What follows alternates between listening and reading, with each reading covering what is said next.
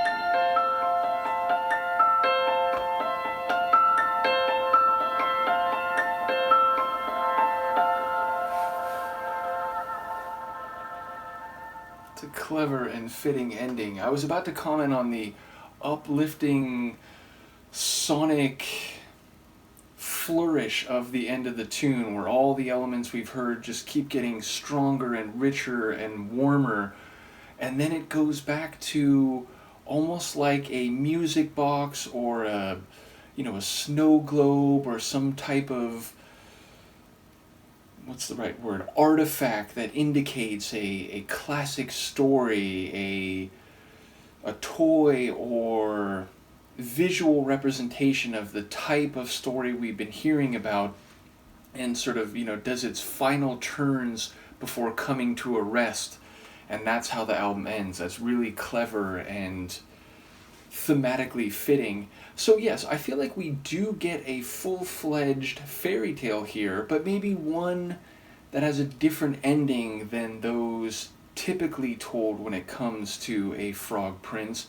Meaning, from the very beginning, we get references to a kingdom and the people and the entire realm, not just, as a simple metaphor for a relationship between a man and woman where a person has, sort of fallen off the path and needs to be believed in by the other person to recapture what he used to be, and so on. Now, we do get hints of that a little bit. The idea of the prince's crown has cracked and fallen to the ground and he's strayed far from the person he used to be.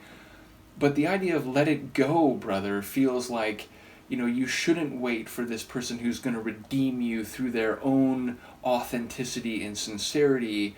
You need to accept that this is the new reality, and you're not going to hold the position that you used to hold, and your influence, your sway, your significance may be reduced from what it was because you couldn't live up to that mantle of responsibility. So yeah, it feels like it's a surprise ending to a fairy tale that you might think would come to a perfect happily ever after type of ending.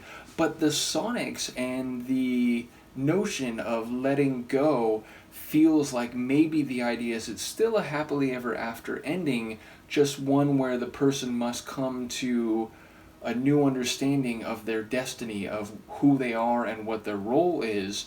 And indeed, it's interesting to me because I thought maybe going into it that the prince would be the narrator, but he's actually speaking about another person, speaking to a second person.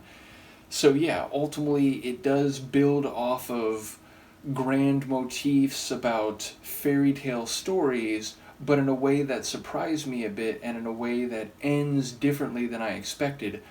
Sonically, we get this rich organ. There's a real notable keyboard organ type of feel. We get those bright and warm guitar chords that really, set me in a frame of mind that felt like it was beyond normal reality. It was richer and warmer than life is in the 21st century. So the sonics really seem to convey this atmosphere that is reality plus, that is fantastical. And of course, Chaplin's voice is the real star of this one. Not to say that it hasn't been on most of the other tunes so far through the Keane catalog as I've heard it, but here it really seemed to rise to the occasion both literally and conceptually. And there were a couple moments where he already kicked it up a notch and then went to a degree even higher than that with just this really warm and resonant type of sound. So yeah, another track where Chaplin's voice shines above all else.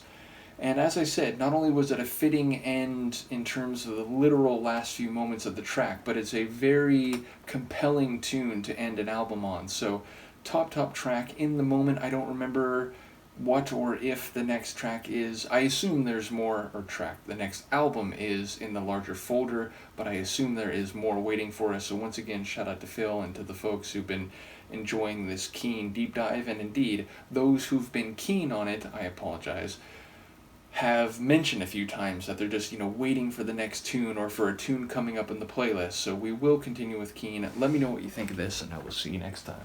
Peace.